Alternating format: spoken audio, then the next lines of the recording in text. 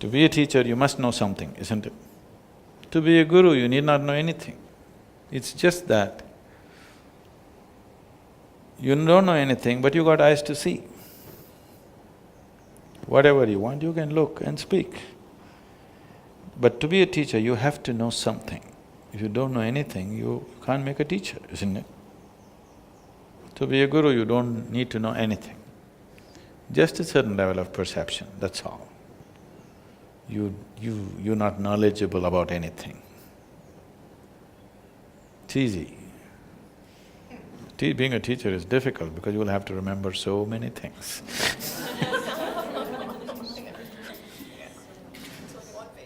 Huh? Should we become gurus instead? I'm sorry? Should we become gurus instead of teachers? Was that easy? The thing is, you never try to become a guru. If people notice that you have a certain level of perception, people will recognize you as one. You never ever try to become one.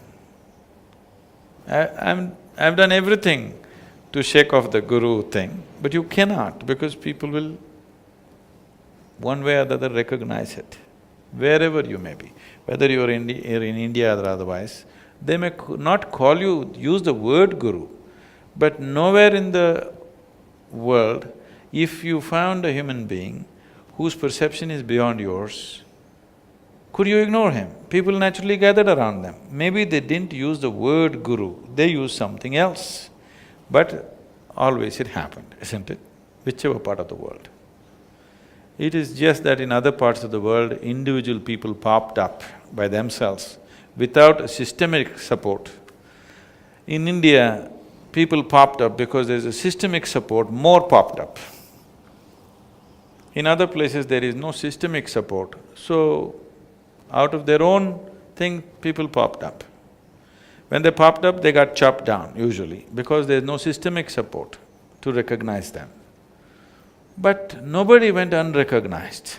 I'm sure they gathered a few people and somebody else came and battered them down, isn't it? So, it doesn't matter which part of the world it is. If people notice a certain dimension of perception, naturally he will be recognized as the one who perceives. Usually, in India, we identify people as saints, sages and seers. Saints means they have attained to a certain level of pleasantness. They can bless people. In their presence, everybody feels pleasant, some well-being happens. But they don't teach anything, they only bless. Sages means they have some grasp. They have become pleasant, their energies have become pleasant, but they have also grasped some knowledge, particular dimensions of knowledge. A sage may be good with astronomy or astrology or with some other dimension. All the Indian mathematics has come from sages, not from university academics. It is sages who came up with mathematics and music. You heard of this? Shiva himself is a great mathematician, musician, dancer, all these things because math came naturally. When somebody looked deep enough into the existence, the mathematic background of it started finding expression in human intelligence and so they naturally became mathematicians.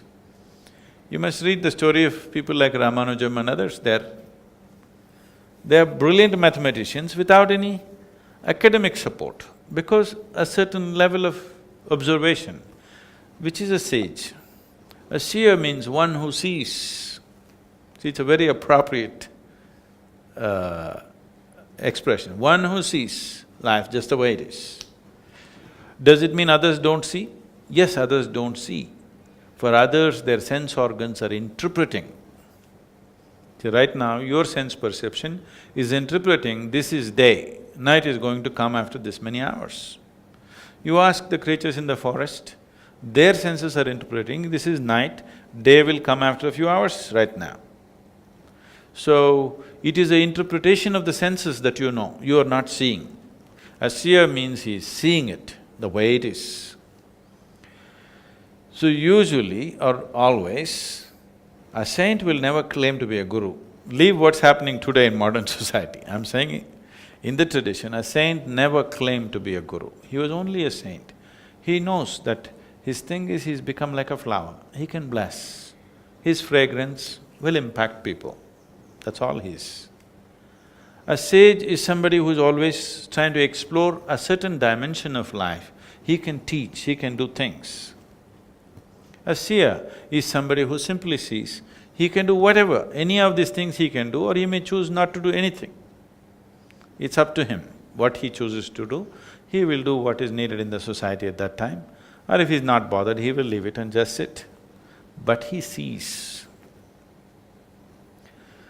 So a guru must see, otherwise he cannot be a guru. He must be able to see. See does not mean, can you tell me what's my future? Your future is hopeless, if you're asking that question.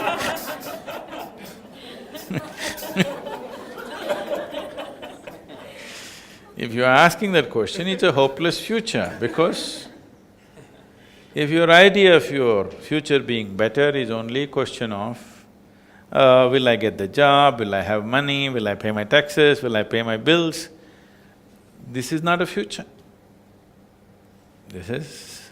you're just becoming a particle in the existence. You know, you will go round and round in some way.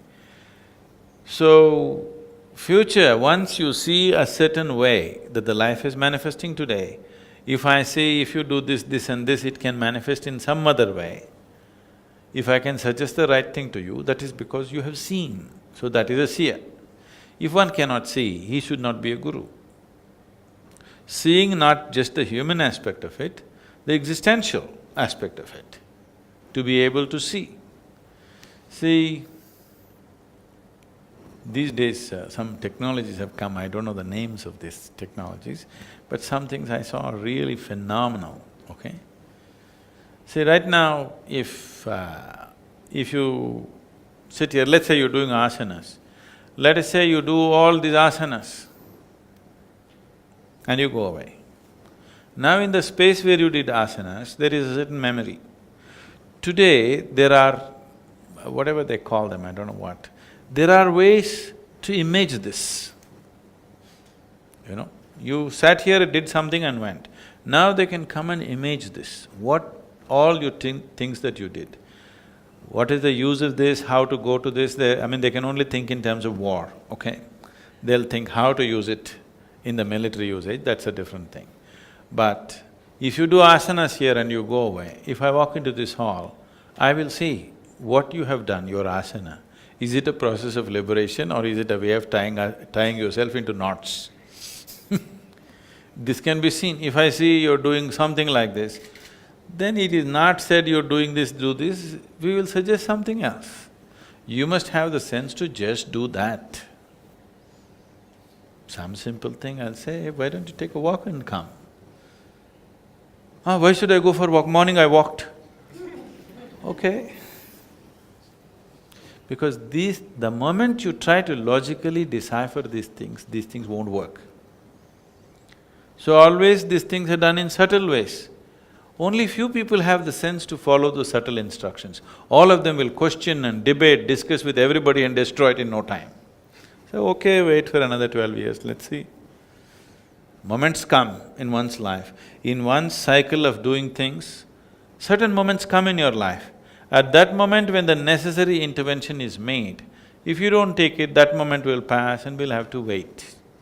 If you have the power to create your own moment, not waiting for any cycles, that would be the most fantastic thing to do. But not everybody is there, they will have to wait for that moment. But when that moment comes, naturally instructions will come.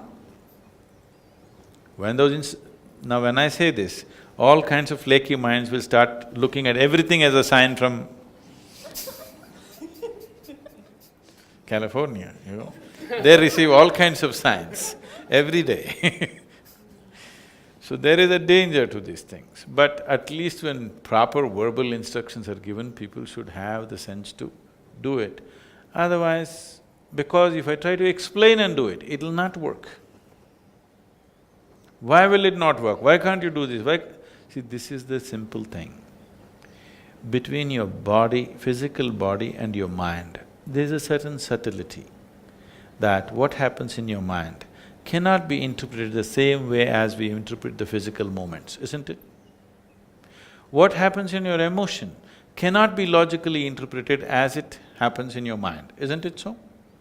As things get subtle, it becomes less and less available to the logical process. If we do not understand this logic, if you try to handle everything as you handle physical material, human beings will die. If you try to handle human beings as physical quantities, you will see nobody will be with you, isn't it? Yes or no? Don't you relax the rules of the physical for handle human beings? Somebody is far away, you say 1, 2, 3, 4, okay, 4 people, 4 people. But if they're with you in your home, as your family, don't you relax this laws of physical to interact with them? If you don't, you will not know any human being on this planet.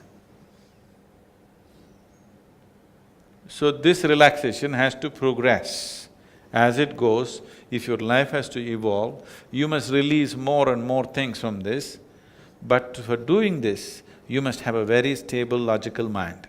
If you don't have this, you will go off into hallucinatory processes.